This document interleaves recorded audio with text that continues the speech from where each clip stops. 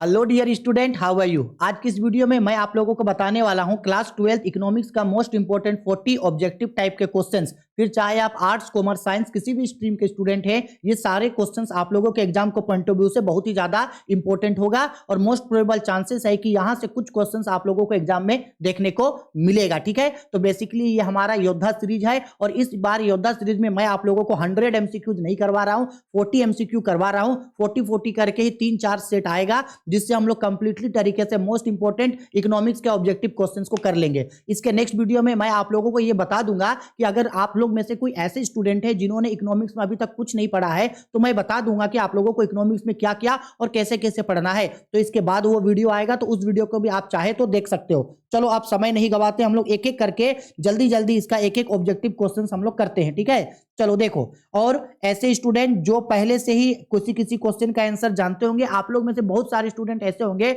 जिसमें से आपका जितना भी ऑब्जेक्टिव है वो ऑब्जेक्टिव आप लोगों से बन जाएगा।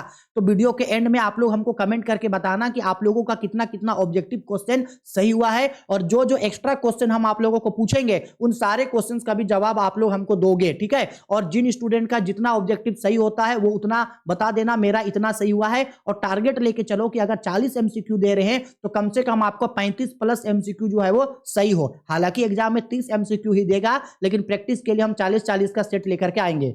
चलो देखो, पहला क्वेश्चन बोल रहा है आर्थिक समस्या मूलतः किस तथ्य की समस्या है। बोल रहा गया है which factor economic problem is basically related to. तो हम सबको पता है आर्थिक समस्या का मतलब होता है पैसों का समस्या। जब हम लोगों के पास पैसा बहुत कम होगा तो हमको चीजों को सिलेक्ट करना होगा कि आखिरकार हमको किन किन चीजों के ऊपर पैसा खर्चा करना है। जैसे मान लो कि अगर मेरे पास 100 रुपया है तो हमको इस 100 रुपया से ही ये देखना पड़ेगा कि ये 100 रुपया जो है हम किन किन चीजों में खर्चा करेंगे। ऐसा तो नहीं है ना कि 100 रुपया को जहां मन किया वहां खर्चा कर देंगे, क्योंकि मेरे पास जो सोर्सेस होता है इनकम का, जो आय का साधन होता है वो सीमित है। अब सीमित साधन से अगर अधिकतम आवश्यकताओं की पूर्ति करना चाहते हैं तो उस समय हमको जो है वो आर्थिक समस्या का सामना करना पड़ेगा। आर्थिक समस्या मूलतः किस पे आधारित होता है, तो ये चुनाव की समस्या पर आधारित होता है। इकोनॉमिक प्रॉब्लम जो है वो बेसिकली प्रॉब्लम होता है चॉइस का, क्योंकि because the sources of income is limited but the wants are unlimited. अगर मेरा सोर्सेस ऑफ इनकम लिमिटेड है और मेरा वांट्स अनलिमिटेड है तो उस समय हमको ये चॉइस करना होगा कि हमको किन किन चीजों के लिए पैसा खर्चा करना है। ठीक है, तो 1 का राइट आंसर होगा हम लोग का ऑप्शन नंबर ए। क्वेश्चन नंबर 2, किस अर्थव्यवस्था में कीमत तंत्र के आधार पर निर्णय लिए जाते हैं। In which economy decisions are taken on the basis of price mechanism. किस तरीके के अर्थव्यवस्था में, बेसिकली अर्थव्यवस्था का 3 क्षेत्र होता है। एक होता है पूंजीवादी अर्थव्यवस्था, एक होता है समाजवादी अर्थव्यवस्था और एक होता है मिश्रित अर्थव्यवस्था। यानी कि एक होता है हम लोगों का कैपिटलिस्ट इकोनॉमिक्स, एक होता है सोशलिज्म इकोनॉमिक्स और एक होता है मिक्स्ड इकोनॉमी। ठीक है, तो इन तीनों इकोनॉमिक्स में से जिसमें हम लोगों को कीमत के आधार पर निर्णय लिया जाता है, यानी प्राइस के बेसिस पे डिसीजन लिया जाता है, वो होता है हम लोगों का पूंजीवादी अर्थव्यवस्था यानी कि कैपिटलिस्ट इकोनॉमी।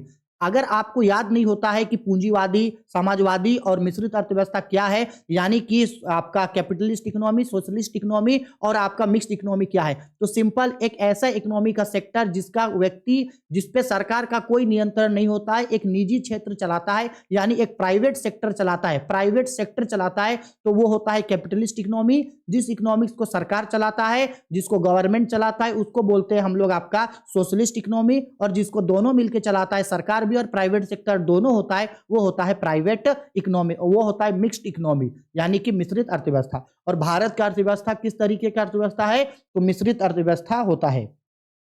क्वेश्चन नंबर 3, उस वक्र का नाम बताइए जो आर्थिक समस्या को दर्शाता है। Most important question, mention the name of the curve which show economic problem. वो कौन सा वक्र है जो आर्थिक समस्या दर्शाता है यानी इकोनॉमिक प्रॉब्लम को दिखाता है, तो वो है उत्पादन संभावना वक्र यानी प्रोडक्शन पॉसिबिलिटी कर्व। अब हम इससे रिलेटेड आपको 4 क्वेश्चन यहाँ पे पूछेंगे, 4 क्वेश्चन पूछेंगे, हमको इसका आंसर बताना।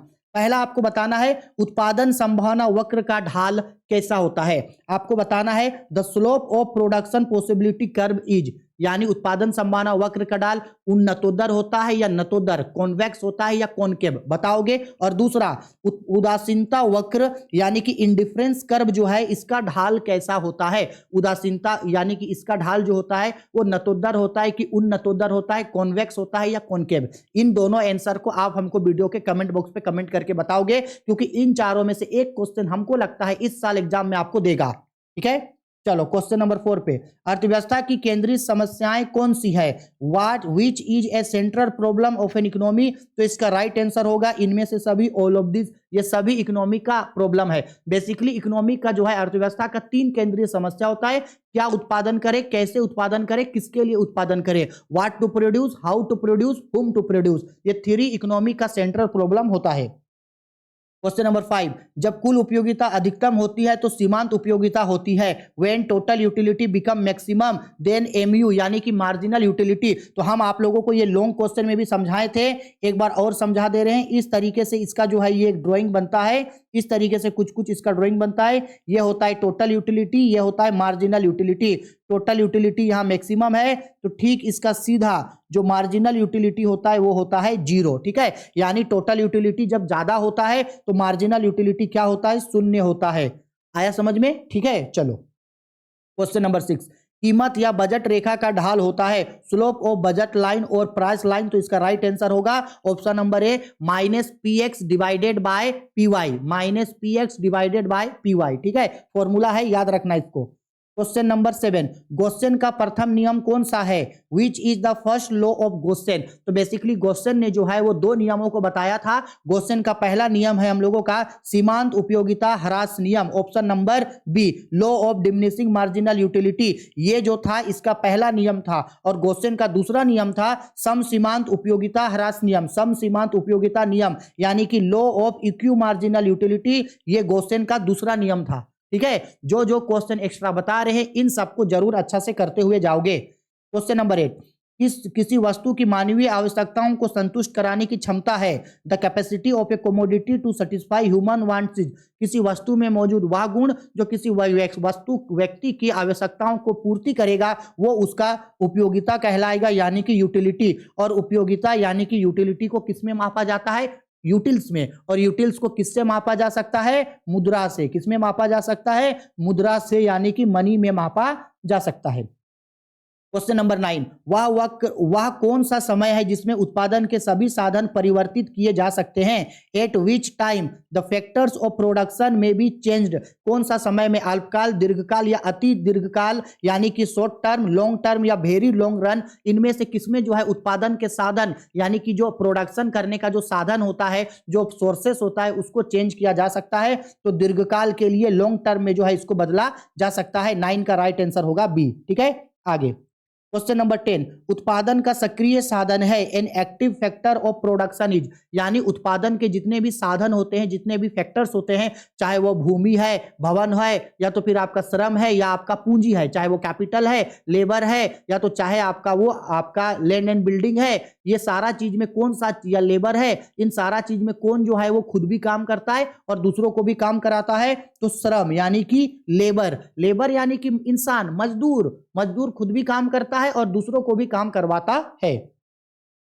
क्वेश्चन नंबर 11, उत्पादन फलन को व्यक्त करता है, प्रोडक्शन फंक्शंस एक्सप्रेस्ड एज। ये फॉर्मूला होता है बेसिकली। तो देखो प्रोडक्शन फंक्शंस बोल रहा है तो फंक्शंस का मतलब होता है एफ। अब ऑप्शन में देखो एफ कहाँ है, तो एफ है ऑप्शन नंबर बी पे। देखो तो इसका राइट आंसर होगा ऑप्शन नंबर बी। जितने भी फलन होते हैं उन सबको आपस में मल्टीप्लाई कर दिया जाता है। अगर 3 फलन है, यानी कि अगर मान लो प्रोडक्शन का 3 सोर्सेस है ए बी सी, तो उन तीनों को मल्टीप्लाई कर देंगे, ठीक है। बस फॉर्मूला याद रखना।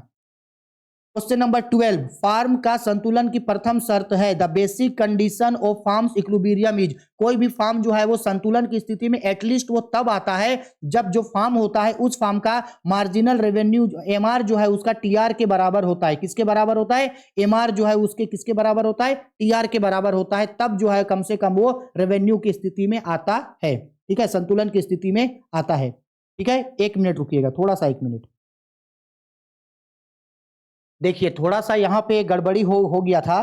कोई भी फार्म संतुलन में सबसे पहला शर्त तब होता है उसका जब उसका जो एमसी होता है, यानी जो मार्जिनल रेवेन्यू जो होता है वो किसके बराबर हो, कम से कम उसका मार्जिनल कॉस्ट के बराबर है। ठीक है, तो 12 का राइट आंसर होगा हम लोगों का ऑप्शन नंबर ए। 12 का राइट आंसर क्या होगा, ऑप्शन नंबर ए होगा। ठीक है, चलो आगे बढ़ते हैं नेक्स्ट क्वेश्चन में। हाँ, क्वेश्चन नंबर 13 में बोल रहा है बाजार मूल्य को परिभाषित किया जाता है, मार्केट प्राइस इज फाउंड, या इसको इंग्लिश में और बोल रहा है market price is defined as. तो याद रखना कि मार्केट में कोई भी जो प्राइस तय होता है वो प्राइस हमेशा के लिए नहीं होता है और ना ही वो कीमत हमेशा के लिए लंबे समय के लिए होता है। अगर मान लो ये मोबाइल आज हम जाकर के अगर 15,000 में खरीदे तो जरूरी नहीं है कि 2 दिन के बाद 3 दिन के बाद इस मोबाइल का दाम 15,000 ही रहेगा। मार्केट में इसका दाम या तो कम हो जाएगा या ज्यादा हो जाएगा। तो यानी मार्केट में जो भी दाम होता है, जो भी प्राइस होता है वो अल्पकाल के लिए होता है, यानी कि शॉर्ट टर्म पीरियड के लिए होता है, शॉर्ट पीरियड के लिए होता है। ठीक है, आगे एकाधिकार बाजार किसे दर्शाता है, what does a monopolistic market show. तो एक मोनोपोली बाजार जो होता है वो बेसिकली दर्शाता है आपका आर्थिक विकास को, यानी कि इकोनॉमिक डेवलपमेंट को जो है वो दर्शाता है। ठीक है, आगे 14 हो गया। 14 के बाद 15 नंबर, एकाधिकार की विशेषता है, फीचर्स ऑफ मोनोपोली। तो एक मोनोपोली का फीचर्स क्या होता है, तो एकाधिकार बाजार बेसिकली एक ऐसा बाजार होता है जहां किसी भी सामान को बेचने वाला सेलर या तो कोई भी सामान को बनाने वाला फार्म सिर्फ एक है, बेचने वाला बनाने वाला सिर्फ एक होता है और बहुत सारे कस्टमर्स होते हैं। तो ऐसे बाजार को एकाधिकार बाजार यानी मोनोपोली बाजार कहा जाता है। इस मोनोपोली बाजार में जो है वो किसी भी नए फार्म को जो है वो एंट्री नहीं दिया जाता है, रिस्ट्रिक्शंस होता है, नए फार्म के प्रवेश पर प्रतिबंध होता है और इसका कोई भी निकटतम प्रतिस्थापन बिंदु यानी नियरेस्ट सब्स्टिट्यूट गुड्स इसमें नहीं पाया जाता है। ठीक है, और एकाधिकार बाजार में यानी मोनोपोली मार्केट में जो फार्म होता है वो खुद ही प्राइस डिटर्मिनेटर होता है, यानी खुद ही जो है वो कीमत तय करता है, कीमत निर्धारक खुद होता है ये। ठीक है, तो अब ऑप्शन में बोल रहा है कि फार्म या विक्रेताओं की अधिक संख्या होती है, नहीं भाई गलत बोल रहा है। लार्ज नंबर ऑफ बायर या सेलर्स, नहीं भाई लार्ज नंबर नहीं, सिर्फ एक नंबर होता है फार्म का। फार्मों के स्वतंत्र प्रवेश व छोड़ना नहीं, free entry and exist of firm नहीं। इसके बाद एक विक्रेता तथा अधिक क्रेता, हाँ ये सही है। One seller in large number of buyer, ये सही है। ये जो है एकाधिकार का विशेषता है। बाकी ऊपर का ये जो दोनों चीज है ये पूर्ण प्रतियोगिता बाजार का विशेषता है, यानी परफेक्ट कंपटीशन मार्केट का ये डेफिनेशन है।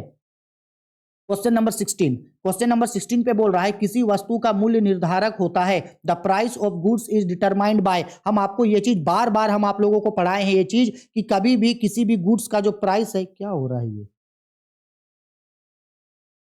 किसी भी गुड्स का जो प्राइस है वो गुड्स, अरे क्या हो रहा है भाई, किसी भी गुड्स का जो प्राइस है वो प्राइस किस तरीके से तय होता है, तो किसी भी गुड्स का प्राइस वहां तय होता है जहां डिमांड और सप्लाई एक दूसरे के बराबर हो। इस तरीके से हम आप लोगों को ग्राफ में भी सिखाए थे।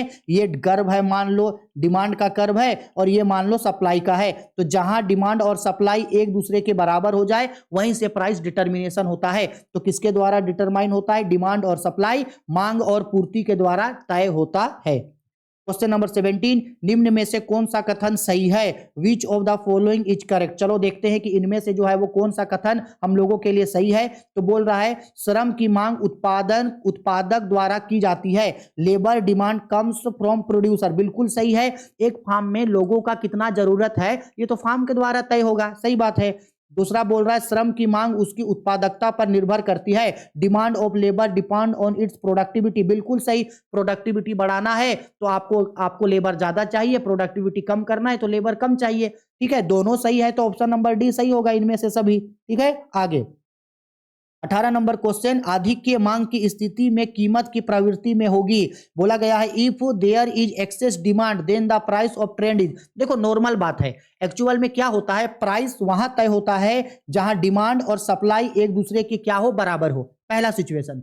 दूसरा सिचुएशन होता है जहां आपका डिमांड बहुत ज्यादा है लेकिन आप सप्लाई बहुत ही कम करके बैठे हैं। तीसरा सिचुएशन होता है जहां आपका सप्लाई ज्यादा है और मार्केट में डिमांड क्या था, कम था। अब क्या बोल रहा है, आधिक्य मांग यानी मार्केट में उस गुड्स का डिमांड बहुत ज्यादा है लेकिन आप मार्केट में सप्लाई कम किए हैं। तो आप यही चाहोगे कि जो आप थोड़ा सा सामान बाजार में बेचे हैं और उसका डिमांड बहुत ज्यादा है तो आप उसको महंगा में बेचोगे, यानी उस सामान का दाम को ज्यादा करके बेचोगे, यानी उसका मूल्य जो है वो बढ़ जाएगा। इंक्रीज हो जाएगा, यानी क्या हो जाएगा, वृद्धि हो जाएगा। अगर आप डिमांड बहुत ज्यादा करके बैठे, देखो यहां डिमांड और सप्लाई बराबर है, यानी यहां से कीमत तय हो गया, प्राइस तय हो गया। अगर आपका डिमांड बहुत ज्यादा है तो उसके बाद आपका गुड्स का प्राइस जो होगा वो प्राइस क्या होगा, इंक्रीज हो जाएगा, आपका सामान का दाम बढ़ जाएगा। तीसरा, जहां आप सप्लाई ज्यादा कर दिए हैं, डिमांड नहीं था लेकिन आप सप्लाई ज्यादा कर दिए हैं, पूर्ति ज्यादा कर दिए हैं, तो उससे जो प्राइस है वो प्राइस क्या हो जाएगा, डिक्रीज हो जाएगा, क्योंकि आपका सामान बाजार में कोई नहीं खरीदेगा तो आपको सस्ता बेचना पड़ेगा। ठीक है, आगे। सामान्यतः एक मांग वक्र का ढाल होता है, generally the slope of A demand curve is, normally एक जो डिमांड कर्व होता है उस डिमांड कर्व का जो ढलान होता है वो क्या होता है, नेगेटिव होता है, यानी कि ऋणात्मक होता है। सर रीजन क्यों है, क्यों मांग वक्र का ढाल ऋणात्मक यानी नेगेटिव होता है? समझो, देखो यहां हमको देखना, कोई भी मांग वक्र का ढाल ऋणात्मक किस लिए होता है, सिंपल बात है। अगर यहां देखना, हाँ कभी भी अगर किसी भी वस्तु का कीमत अगर बढ़ता है, कीमत अगर बढ़ता है यानी प्राइस बढ़ रहा है, तो उसका डिमांड घट जाता है यानी मांग घट जाता है, और जैसे ही प्राइस घटता है तो मांग क्या होता है, बढ़ जाता है। तो हमेशा ये नेगेटिव चलता है, एक दूसरे के अपोजिट होता है, इसलिए मांग वक्र का ढाल नॉर्मली जो है वो ऋणात्मक यानी नेगेटिव वाला होता है। क्वेश्चन नंबर 20, पूर्ति अपने लिए मांग का सृजन स्वयं कर लेती है, ये किसने कहा था?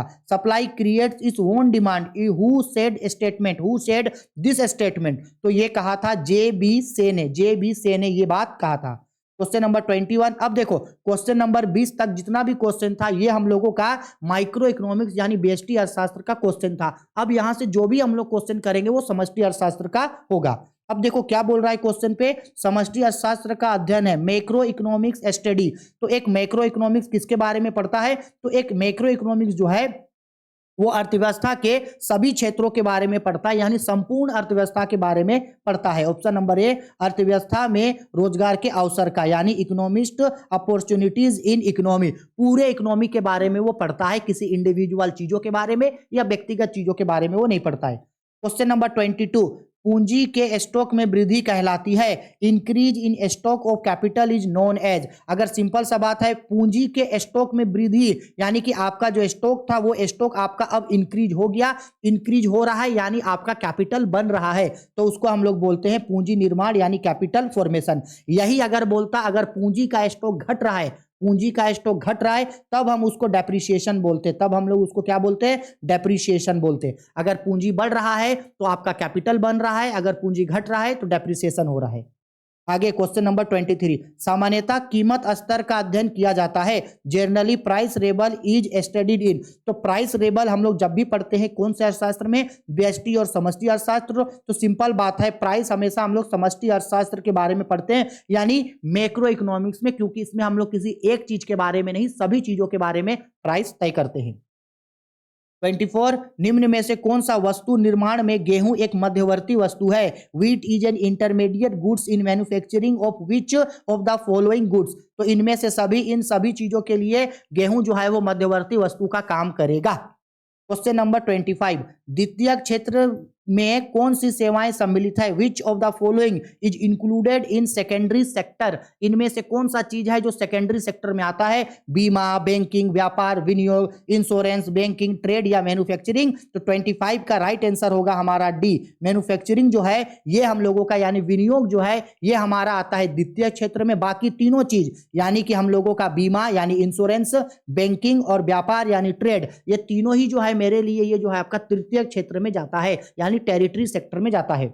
आगे क्वेश्चन नंबर 26, सकल राष्ट्रीय उत्पाद की गणना में निम्नलिखित में से किसे सम्मिलित नहीं किया जाता है, which of the following is not included in the calculation of gross national product. इनमें से किसको ग्रोस नेशनल प्रोडक्ट के समय कैलकुलेट नहीं किया जाता है। तो 26 का राइट आंसर होगा ऑप्शन नंबर सी, ना तो ए को ना ही तो बी को, ना तो कोई पुराना गुड्स को ओल्ड गुड्स को ऐड करते हैं और ना ही कोई इंटरमीडिएटरी गुड्स मध्यवर्ती वस्तु को शामिल करते हैं। 27, प्रवाह के अंतर्गत निम्नलिखित में से कौन सा शामिल है, which one of the following is included in flow. तो एक फ्लो में इनमें से सभी चीज जो है वो शामिल होता है। 28, प्राथमिक क्षेत्र यानी प्रियोरिटरी सेक्टर में सम्मिलित है, प्रियोरिटरी सेक्टर इंक्लूड मतलब जो ये मेरा जो प्राथमिक क्षेत्र है उसमें कृषि आता है यानी कि एग्रीकल्चरल आता है, ठीक है। इसके अलावा बाकी चीज जो है ये प्राइमरी सेक्टर में नहीं आता। क्वेश्चन नंबर 29, किन्स का रोजगार सिद्धांत निम्नलिखित में से किस पर निर्भर करता है? Which factor Keynesians theory of employment depends. Keynes ने रोजगार का जो सिद्धांत बताया था, उनका ये जो रोजगार का सिद्धांत था वो किस पर आधारित है? तो किन्स का रोजगार सिद्धांत प्रभावपूर्ण मांग यानी इफेक्टिव डिमांड पर जो है ये डिपेंड करता है। Question number 30, journal theory of employment interest and money नामक पुस्तक के लेखक कौन थे, यानी किसने journal theory of employment interest and money नामक किताब लिखा था? तो उसका नाम है हमारा जे.एम. किन्स। जे.एम. किन्स ने यह पुस्तक को लिखा था। क्वेश्चन नंबर 31, किसी अर्थव्यवस्था में यदि एमपीएस 0.2 है तो गुणांक का मान बताइए। अगर एमपीएस 0.2 है तो उसका मल्टीप्लायर, तो हमको पता है मल्टीप्लायर का फॉर्मूला होता है 1 डिवाइडेड बाय एमपीएस। अब बताओ, ये हो गया हम लोगों का 1 और एमपीएस कितना हो गया 0.2। अब ये जब कट करके ऊपर 1 चला जाएगा 0 होगा, तो 10/2 हो गया, डिवाइड करेंगे तो कितना होगा 5। तो इसका राइट आंसर होगा हम लोगों का ऑप्शन नंबर बी। ठीक है। 32, भारत में व्यावसायिक बैंकों का राष्ट्रीयकरण किस वर्ष हुआ? In which year were commercial bank nationalised in India. Bharat में जो है जितने भी व्यापारिक बैंक थे या जितने भी बैंक हैं उन लोगों का नेशनलाइजेशन कब हुआ था? तो उनका नेशनलाइजेशन हुआ था आपका 1949 को हुआ था, 1955 को हुआ था, 1969 को हुआ था या 2000 में हुआ था? तो नेशनलाइजेशन हुआ था 1969 को। नेशनलाइजेशन कब हुआ था? 1969 को। 1969 या 1949 को नेशनलाइजेशन हुआ था। आप लोग एक काम करना, तो इसको ना एक बार नेट में सर्च करना, ठीक है, कि नेशनलाइजेशन कब हुआ था, और हमको आप लोग वीडियो के कमेंट बॉक्स पे कमेंट करके इसका आंसर बताओगे तो इसके बाद आपका आंसर को हम पिन कर देंगे। ठीक है, हमको कमेंट करके बताना इसका आंसर। 33 नंबर पे निम्नलिखित में से किसके अनुसार मुद्रा वह है जो मुद्रा का कार्य करे, यानी किसने कहा था money is what money does? तो ये हार्टले ने कहा था। किसने कहा था? हार्टले ने कहा था कि मनी वह है जो मनी का काम करता है, मुद्रा वह है जो मुद्रा का काम करती है। 33 का आंसर होगा ए। 34 का आंसर होगा रिजर्व बैंक ऑफ इंडिया की स्थापना हुई थी। Reserve bank of India was established in, तो ये तो भाई हमको आशा है कि आप सभी को इसका आंसर पता ही होगा। रिजर्व बैंक ऑफ इंडिया का स्थापना जो है वो 1935 में किया गया था। और आरबीआई यानी reserve bank of India Bharat के बैंकों का बैंक है। इकोनॉमिक्स का ये इंपॉर्टेंट टॉपिक होता है, इसके ऊपर सब्जेक्टिव क्वेश्चन भी बन के आता है।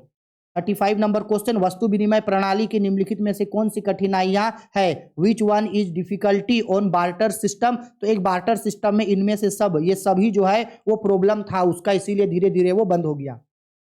36 नंबर, प्रत्यक्ष कर है, डायरेक्ट टैक्स इज, तो डायरेक्ट टैक्स आयकर, उपहार कर या दोनों? तो भाई इनमें से दोनों ही जो है मेरे लिए डायरेक्ट टैक्स होता है। इनकम टैक्स और गिफ्ट टैक्स, ये दोनों ही मेरे लिए डायरेक्ट टैक्स होता है। ठीक है, गिफ्ट टैक्स ठीक।